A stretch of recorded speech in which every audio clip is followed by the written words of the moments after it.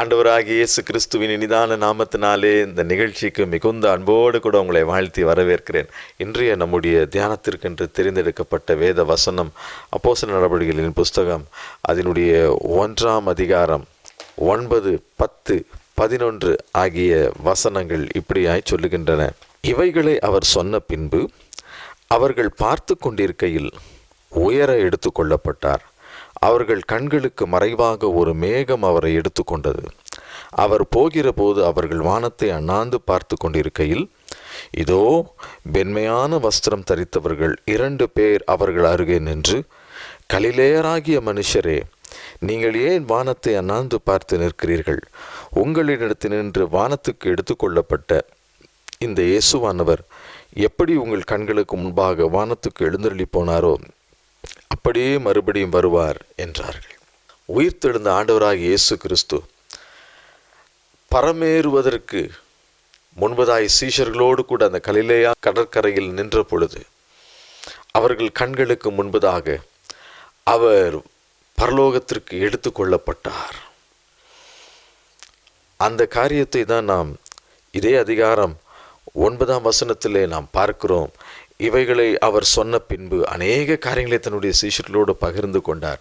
அதற்கு பின்பு அவர்கள் பார்த்து கொண்டு இருக்கையில் அவர் உயரே எடுத்து கொள்ளப்பட்டார். அவர்கள் கண்களுக்கு மறைவாக ஒரு மேகம் அவரை எடுத்து கொண்டது. ஆம் பிரியமான தெய்வ பிள்ளையே, ஆண்டவராகிய இயேசு கிறிஸ்து தாம் சொன்னபடி 3ஆம் நாள் உயிர்த்தெழுந்தார். அதே போல அவர் பரலோகத்திற்கும் பிதாவினிடத்திலே எடுத்து கொள்ளப்பட்டார். அப்பொழுது சீஷர்கள் எல்லாரும் வானத்தை அண்ணாந்து பார்த்து இயேசு கிறிஸ்து பரலோகத்திற்கு எடுத்துக்கொள்ளப்பட்டதை அவர் கண்களால் கண்ட பொழுது அவர்கள் உள்ளத்திற்குள் பல கேள்விக்குறிகள் இருந்திருக்கும். அதற்கு மத்தியிலே வானத்திலிருந்து தோன்றின தேவ தூதர்கள் அவர்கள் அந்த சீஷர்களுக்கு சொன்ன காரியம், உங்களிடத்தில் நின்று வானத்துக்கு எடுத்து கொள்ளப்பட்ட இந்த இயேசுவானவர் எப்படி உங்கள் கண்களுக்கு முன்பாக வானத்துக்கு எழுந்தருளி போனாரோ அப்படியே மறுபடியும் வருவார் என்றார்கள். ஆண்டவராகிய இயேசு கிறிஸ்து முதல் தடவை வரும்பொழுது இந்த பூமிக்கு அவர் ஒரு இரட்சகராய் இறங்கி வந்தார், ஒரு மீட்பராய் இறங்கி வந்தார். அதன் விளைவாக நாம் இந்த நாட்களிலே கிருபையாய் வழி நடத்தப்படுகிறோம். அவருடைய கிருபையினால் நாம் ரட்சிக்கப்பட்டிருக்கிறோம், மீட்கப்பட்டிருக்கிறோம். இயேசு கிறிஸ்துவின் இரத்தத்தினால் கழுவி சுத்திகரிக்கப்பட்டிருக்கிறோம்.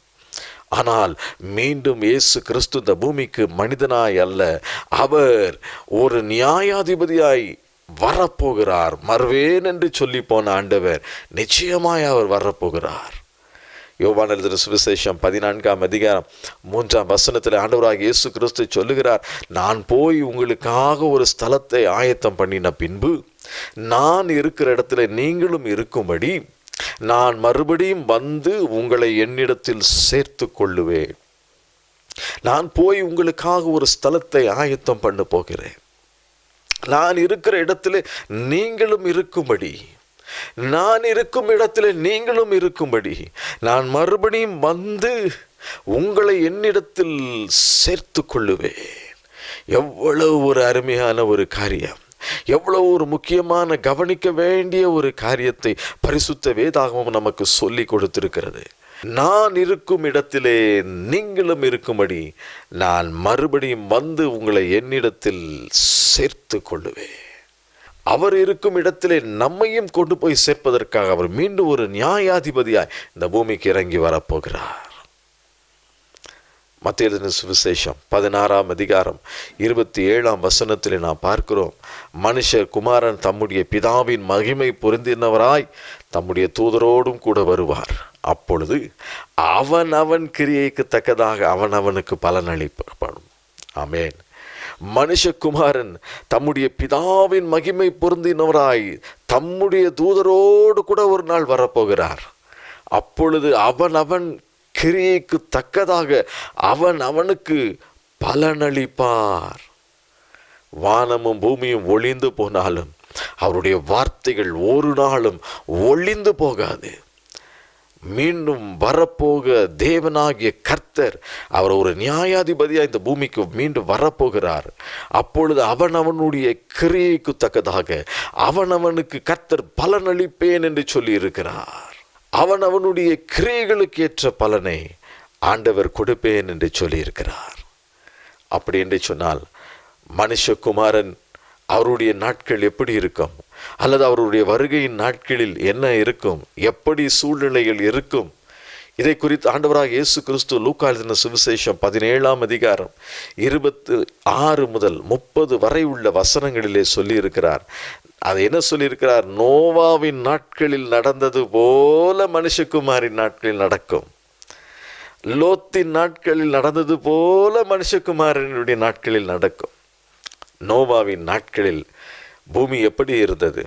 ஆதியாகமங்களின் புஸ்தகம் 6ஆம் அதிகாரம் 5 முதல் 13 வரை உள்ள வசனங்களை நாம் வாசிக்கும் பொழுது, மனுஷனுடைய அக்கிரமம் பூமியிலே பெருகினதென்றும் அவனுடைய இருதயத்தின் நினைவுகளின் தோற்றமெல்லாம் நித்தமும் பொல்லாததே என்று கர்த்தர் கண்டு தாம் பூமியிலே மனுஷனை உண்டாக்கினதற்காக மனஸ்தாபப்பட்டார். ஆண்டவரே வேதனைப்படுகிற அளவுக்கு அவனுடைய அக்கிரமம் தேவனுடைய சன்னிதானத்தை போய் எட்டினது. அந்த நாட்களிலே ஒரு நியாய தீர்ப்பை தேவனாகிய கர்த்தர் கட்டளையிட்டார். அது மிக பயங்கரமான கொடிதானதாக இருந்தது. அதே போல மனுஷகுமாரனின் நாட்களிலும் நடக்கும் என்று இயேசு சொல்லியிருக்கிறார். மனுஷகுமாரனுடைய நாட்களில் இயேசு கிறிஸ்துவின் இரகசிய வருகை அல்லது 2ஆம் விசை அவர் இந்த பூமிக்கு வரும் பொழுதும் மனுஷனுடைய அக்கிரமம் மிகவும் பயங்கரமாக இருக்கும் என்று சொல்லி வேதத்திலே ஆண்டவராக இயேசு கிறிஸ்து சொல்லி இருக்கிறார். ஆகவே நோவாவின் நாட்களில் நடந்தது போல மனுஷகுமாரனுடைய நாட்களில் நடக்கும் என்று சொல்லி இருக்கிறார்.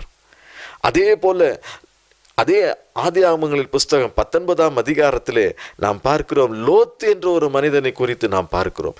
லோத்தின் நாட்களில் நடந்தது போலவும் மனுஷகுமாரனின் நாட்களில் நடக்கும் என்று சொல்லி ஆண்டவர் சொல்லியிருக்கிறார். ஆம் பிரியமானவர்களே, லோத்தின் நாட்களிலும் மனிதனுடைய அக்கிரமம் தேவனுடைய சன்னிதானத்திற்கு போய் சேர்ந்தது, எட்டினது. அந்த அளவிற்கு பயங்கரமான அக்கிரமம், அநியாயம், பாவம், அசுத்தம் இதெல்லாம் லோத்தின் நாட்களில் நடந்தது. அதே போலவே மனுஷகுமாரனுடைய நாட்களிலும் நடக்கும் என்று சொல்லி வேதம் சொல்லுகிறது. ஆம், மனிதர்களுடைய அக்கிரமம் அதிகமாகும் பொழுது அது தேவனுடைய சன்னிதானத்திலே போய் சேருகிறது. ஆகவே அக்கிரமங்கள் பெருகும் பொழுது, அது தேவனுடைய சன்னிதானத்திற்கு எட்டப்படும் பொழுது தேவனாகிய கர்த்தருடைய இரகசிய வருகை இருக்கும், 2ஆம் வருகை இருக்கும். அவர் 2ஆம் விசை கிருபை நிறைந்தவராய் இருக்க மாட்டார். அவர் ஒரு நியாயாதிபதியாய் இறங்கி வருவார். நியாய தீர்ப்பு கொடுப்பதற்காக அவர் 2ஆம் விசை இந்த பூமிக்கு வரப்போகிறார். ஆகவே நாம் மிக ஜாக்கிரதையா எச்சரிக்கையா இருக்க வேண்டும் பிரியமானவர்களே. வெளிப்படுத்தின விசேஷம் 22ஆம் அதிகாரம் 12ஆம் வசனத்திலே நாம் பார்க்கிறோம், இதோ சீக்கிரமாய் வருகிறேன், அவனுடைய கிரியைகளுக்கு ஏற்ற பலன் என்னோடு கூட வருகிறது என்று சொல்லி ஆவியானவர் சொல்லுகிறதை நாம் பார்க்கிறோம். இதோ சீக்கிரமாய் வருகிறேன், அவனுடைய கிரியைகளுக்கு ஏற்ற பலன் என்னோடு கூட வருகிறது.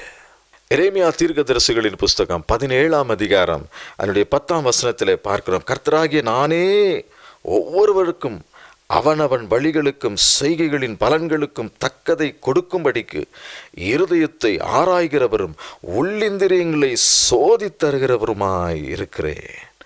இருதயத்தை ஆராய்கிறவர், உள்ளிந்திரியங்களை சோதித்தருகிற கர்த்தர், இருதயத்தின் நினைவுகளின் தோற்றம் எப்படி இருக்கிறது என்பதை சோதித்தருகிற கர்த்தர் அவர். காரணம், செய்கைகளுக்கு ஏற்ற பலனை கொடுப்பதற்கு அவர் மீண்டும் வரப்போகிறார். ஆகவே நம்முடைய உள்ளிந்திரியங்களை ஆராய்ந்து அலசி பார்க்கிற தேவனாய் இருக்கிறார். பல நேரங்களில் நம்முடைய உள்ளத்தில் எழும்புகிற ஒரு கேள்வி, இயேசு வருகிறார், இயேசு வருகிறார் என்று எல்லாரும் பிரசங்கிக்கிறார்கள், ஆனால் அவர் இன்னும் வரவில்லையே என்று சொல்லி இதை குறித்து பேதுரு அப்போஸ்தலன் தன்னுடைய 2ஆம் நிருபத்தில் எழுதுகிறார். 2 பேதுருவின் புஸ்தகம் 3ஆம் அதிகாரம் 9 முதல் அதனுடைய 14 வரை உள்ள பகுதிகளை நாம் பொழுது வாசிக்க கேட்போம். தாமதிக்கிறார் என்று சிலர் எண்ணுகிறபடி கர்த்தர் தமது வாக்குத்தத்தத்தை குறித்து தாமதமாயிராமல் ஒருவரும் கெட்டு போகாமல் எல்லாரும் மனம் திரும்ப வேண்டும் என்று விரும்பி நம்மேல் நீடிய பொறுமை உள்ளவராயிருக்கிறார். கர்த்தருடைய நாள் இரவிலே திருடன் வருகிற விதமாய் வரும். அப்பொழுது வானங்கள் மடமடவென்று அகன்று போம், பூதங்கள் வெந்து உருகிப்போம், பூமியும் அதில் உள்ள கிரியைகளும் எரிந்து அழிந்து போம். இப்படி இவைகளெல்லாம் அழிந்து போகிறதா இருக்கிறபடியால் நீங்கள் எப்படிப்பட்ட பரிசுத்த நடக்கையும் தேவ பக்தியும் உள்ளவர்களாய் இருக்க வேண்டும். தேவனுடைய நாள் சீக்கிரமாய் வரும்படிக்கு மிகுந்த ஆவலோடே காத்திருங்கள். அந்த நாளில் வானங்கள் வெந்து அழிந்து பூதங்கள் எரிந்து உருகிப்போம். அவருடைய வாக்குத்தத்தத்தின்படியே நீதி வாசமாயிருக்கும். புதிய வானங்களும் புதிய பூமியும் உண்டாகும் என்று காத்திருக்கிறோம். ஆகையால் பிரியமானவர்களே, இவைகள் வர காத்திருக்கிற நீங்கள் கரையற்றவர்களும் பிழையில்லாதவர்களுமாய் சமாதானத்தோடு அவர் சந்நிதியில் காணப்படும்படி ஜாக்கிரதையாயிருங்கள். ஆம் பிரியமானவர்களே, வேதத்தில் நாம் பார்க்கிறோம், கர்த்தருடைய நாள் இரவிலே திருடன் வருகிற விதமாயிருக்கும். நாம் எதிர்பாராத, நாம் நினைத்து கூட பார்க்க முடியாத ஒரு நேரத்தில் ஆண்டவருடைய நாள் இருக்கும் என்று சொல்லி வேதம் சொல்லுகிறது. ஆகவே நாம் எப்படி இருக்க வேண்டுமாம்? கரை திரை இல்லாத பரிசுத்தவான்களாய் பிழையற்றவர்களாய் தேவனுடைய சன்னிதானத்திலே நாம் மிகுந்த ஜாக்கிரதை உள்ளவர்களாய் காணப்பட வேண்டும் என்று சொல்லி இந்த இடத்திலே நாம் வேதத்திலே நாம் பார்க்கிறோம். நாம் மிகவும் ஜாக்கிரதை உள்ளவர்களாய் எச்சரிக்கை உள்ளவர்களாய் இருக்க வேண்டும். உலகத்திற்கும் உலகத்தின் பாவத்திற்கும் உலகத்தின் பாவத்தின் அந்த அக்கிரமத்திற்கும் நம்மை விலக்கி காத்து கொள்ள வேண்டும். அந்த அசுத்தத்திற்கு நம்மை விலக்கி காத்து கொள்ள வேண்டும். பிரியமானவர்களே, ஆண்டவராகிய இயேசு கிறிஸ்து அன்றைக்கு எப்படி அந்த சீஷர்கள் கண்களுக்கு முன்பாக வானத்துக்கு எடுத்து கொள்ளப்பட்டாரோ அப்படியே மீண்டும் வரப்போகிறார். அப்பொழுது நம்முடைய வாழ்க்கை கரை திரை இல்லாத பரிசுத்தமான ஒரு வாழ்க்கையாக இருக்க வேண்டும். ஆகவே நாம் நம்முடைய ஆவியிலே, ஆத்துமாவிலே, சரீரத்திலே பரிசுத்தமுள்ளவர்களாய் காணப்பட வேண்டும். அப்பொழுது மட்டுமே அவருடைய வருகையில் அவரோடு கூட நாம் பங்கடைய முடியும். 1 தெசலோனிக்கேயரின் புஸ்தகம் 4ஆம் அதிகாரம் அதனுடைய 16, 17 ஆகிய பகுதிகளில் நாம் பார்க்கிறோம். கர்த்தர் தாமே ஆரவாரத்தோடும் பிரதான தூதனுடைய சத்தத்தோடும் தேவ எக்காலத்தோடும் வானத்திலிருந்து இறங்கி வருவார். அப்பொழுது கிறிஸ்துவுக்குள் மரித்தவர்கள் முதலாவது எழுந்திருப்பார்கள். பின்பு உயிரோடு இருக்கும் நாமும் கர்த்தருக்கு எதிர்கொண்டு போக மேகங்கள் மேல் அவர்களோடே கூட ஆகாயத்தில் எடுத்து கொள்ளப்பட்டு இவ்விதமாய் எப்பொழுதும் கர்த்தருடனே கூட இருப்போம். பார்த்தீர்களா பிரியமானவர்களே, நான் போய் உங்களுக்காக ஒரு ஸ்தலத்தை ஆயத்தம் பண்ணின பின்பு நான் இருக்கிற இடத்துல நீங்களும் இருக்கும்படி நான் மறுபடியும் வந்து உங்களை என்னிடத்தில் சேர்த்து கொள்ளுவேன் என்று சொல்லி இருக்கிறார். அப்படி என்று சொன்னால் மரித்து போன பரிசுத்தவான்களை முதலாவது ஆண்டவர் எழுப்புவார். கர்த்தருக்கென்று உண்மையாய் வாழ்ந்தவர்கள், நீதியாய் இருந்தவர்கள், பரிசுத்தமாய் தங்களுடைய ஆவி ஆத்துமா சரீரத்தை காத்து கொண்டவர்கள், கரை துறை இல்லாத பரிசுத்தமாய் இருந்தவர்கள் ஆண்டவருடைய சத்தத்தை முதலாவது கேட்பார்கள். அப்படிப்பட்டவர்களை கர்த்தர் மரித்திருந்தவர்களையும் உயிரோடு எழுப்புவார். பின்பு உயிரோடு இருக்கும் நாமும் கர்த்தருக்கு எதிர்கொண்டு போக மேகங்கள் மேல் அவர்களோடே கூட ஆகாயத்தில் எடுத்துக்கொள்ளப்பட்டு இவ்விதமாய் எப்பொழுதும் கர்த்தருடனே கூட இருப்போம். இதுதான் ஒரு பெரிய பாக்கியம் பிரியமானவர்களே. கர்த்தர் வருவேன் என்று சொல்லி போனார், மீண்டும் வரப்போகிறார். கொடிதான காலத்திலே வாழ்ந்து கொண்டிருக்கிறோம்.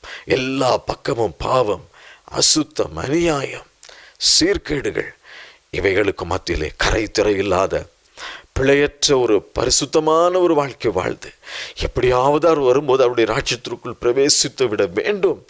இந்த கிருபை கர்த்தர் நம் ஒவ்வொருவருக்கும் இரக்கமாய் கொடுப்பாராக. கண்களை மூடி ஆண்டவரை நோக்கி பார்ப்போமா? தகப்பனே, நீர் வரும் நாளை நாங்கள் அறியோம் ஆண்டவரே. ஆனால் உம்முடைய வருகைக்கு நாங்கள் எப்பொழுதும் ஆயத்தமாக இருக்கத்தக்கதாக என்னோடு சேர்ந்து ஜெபிக்கிற நம்முடைய பிள்ளைகள் ஒவ்வொருவருக்கும் கிருபை தாரும். என்னென்ன காரியங்களை விட்டுவிட வேண்டுமோ அவைகளை விட்டுவிட்டு, என்னென்ன காரியங்களை கை கொள்ள வேண்டுமோ அவைகளை கை கொண்டு கரை திரை இல்லாத மாசற்ற பிழையற்ற குற்றமற்ற ஒரு வாழ்க்கை வாழ்ந்து பரிசுத்தமாய் ஜீவித்து நம்முடைய ராஜ்யத்திற்குள் பிரவேசிக்கிற பாக்கியத்தை என்னோடு சேர்ந்து ஜெபிக்கிற நம்முடைய பிள்ளைகள் ஒவ்வொருவருக்கும் தாரையும். ஒவ்வொருவரையும் நம்முடைய வருகைக்கு ஆயத்தப்படுத்தும், பரிசுத்தப்படுத்தும், பலப்படுத்தும், வழி நடத்தும். இயேசுவின் நாமத்தில் கேட்கிறேன் பிதாவே, ஆமென். கர்த்தர் தாமே உங்களை ஆசீர்வதிப்பாராக. ஆமென்.